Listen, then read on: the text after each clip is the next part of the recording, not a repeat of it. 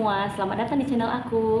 Video kali ini aku akan memberitahu apa aja sih ciri-ciri laringomalacia pada bayi. Nah, ciri-ciri yang akan aku sebutkan ini itu yang terjadi pada anak kami Nabil ya teman-teman. Jadi laringomalacia pada bayi, khususnya pada anak kami Nabil, yang pertama itu aspirasi atau mudah tersedak sehingga masuknya cairan ke paru-parunya. Cairan apa sih yang dimaksud? Itu biasanya susu ya. Kebanyakan itu susu, tapi bisa juga sih dari air liur dia ketika bayi itu.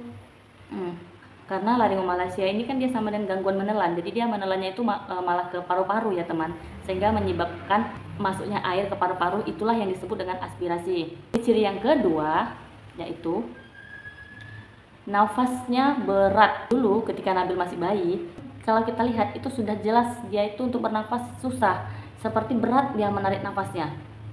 Terasa kali, pokoknya beda lah kalau sama bayi-bayi lain yang nafasnya gitu halus ya. Kalau di kasus bayi laringomalacia itu biasanya nafasnya berat untuk ketika dia menarik nafas. Ciri-ciri yang ketiga yaitu nafas bunyi grok-grok. Nafas bunyi grok-grok. Bunyi grok-grok ini yang dimaksud seperti ada suara dengkuran gitu. Terutama ketika dia nangis. Ketika dia nangis, ketika dia tidur, itu dia kayak ada gitu. Jelas dia suara grok-grok itu. Nah, jadi kalau dilihat memang sudah jelas lah perbedaannya jika dibandingkan dengan bayi yang tidak laringomalacia. Untuk ciri-ciri yang keempat, berat badan bayi susah naik. Kenapa susah naik? Karena susu tadi kan yang harusnya ke lambung malah ke paru. Jadi kan dia nggak tercerna dengan baik sehingga berat badan bayi tadi tidak naik.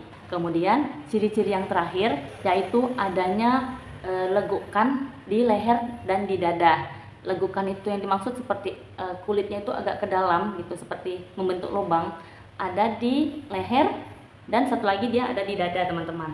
Itulah 5 ciri-ciri laringomalacia pada bayi. Nah, kalau bayi kalian memiliki 5 ciri-ciri tersebut, aku saranin kalian harus segera berobat ke dokter, periksakan ke dokter agar dokter melakukan tindakan laringoskopi untuk mengetahui bayi kalian laringomalacia atau tidak teman-teman.